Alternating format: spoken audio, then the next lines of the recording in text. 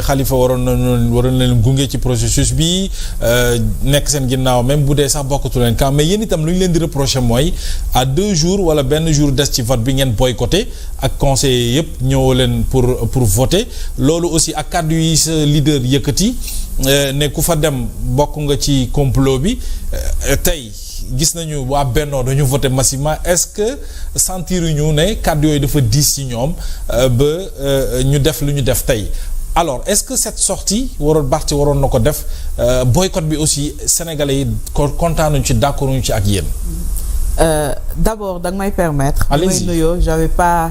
salué ñi nga xam ne ñu ngi ñuy seetaan. oui mais da nga may permettre parce que tey dafa am sensation bu ma am boo xam ne musuma xalaat ni dinaa ko am te par rapport au doyen Doudou Wade. Man j'ai combattu Wade nous avons combattu Wade où à un moment donné je pensais que ça dama haïr tout ce qui est du PDS et aujourd'hui le doyen Doudou Wade nous a montré le chemin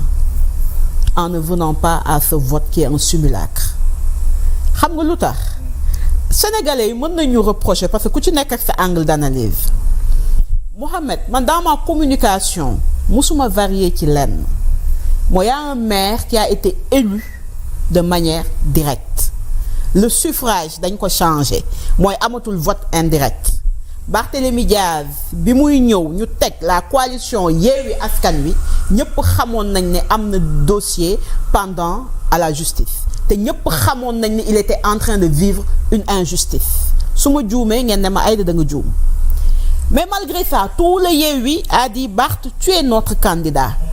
par rapport aux résultats yi mu def par rapport au fait que les Dakarois et les Dakaroises attendaient Diaz ñu demandoo oui ñu gagné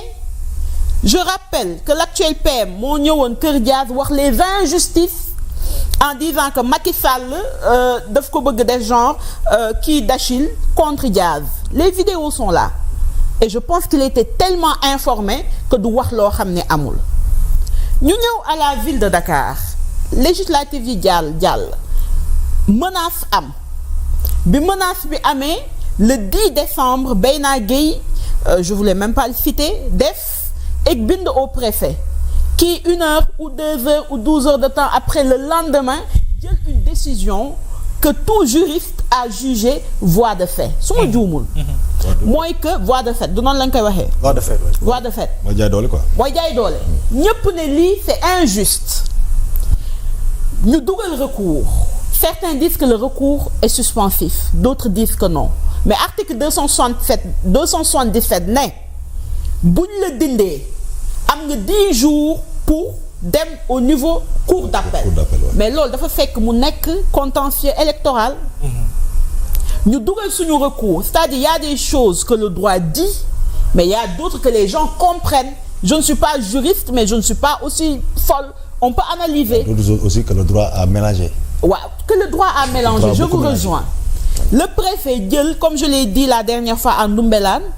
règle match de entraînement dugal ko ci match de foot ñu ne le maire c'est Barthélémy Diaz on attend et durant ces 8 mois-là il y a eu aucun problème parce que quand le maire est empêché c'est la première adjointe qui joue l'intérim et loolu bu première adjointe bi amee empêchement deuxième bi ba ordre bi jeex et de très bonnes loolu entente mais la ville continuait les chantiers di continuer nee naa la dernière fois bi décision bi di génn ñun mi ngi ñu fekk avec la maire Ngoné Mbengue au niveau des Parcelles Assainies ak de la Patte d'Oie ci mbënd bi absolument donc il y avait pas d'urgence dañuy woote conseil municipal dañuy am quorum dañuy wax décision au niveau du bureau municipal dañuy am quorum parce que avant tout les conseils ont été élus pour répondre aux besoins des Dakarois et des Dakaroises et on le faisait ñu ñëw le préfet bind nañu sur instruction du ministre il faut convoquer un conseil extraordinaire avant le 27 il l'a écrit le 14 ñu def suñu suñu bureau municipal le lundi 18 le 19 ñu yëg ne enrôlé nañu dossier wu Barthélémy Diaz mais Mohamed l'État day yëg luñ dul yëg et on s'est posé des questions sur l'empressement moi j'ai eu un avis au niveau du bureau municipal que je ne dirai pas parce que man je suis dans la logique de nous. Quand une décision prend ñu jàll ci mais ñu ñëw ñu ne leen mënuñu dem vote mais yàlla suturaal ñu juge des référés comme vous dites génnee papier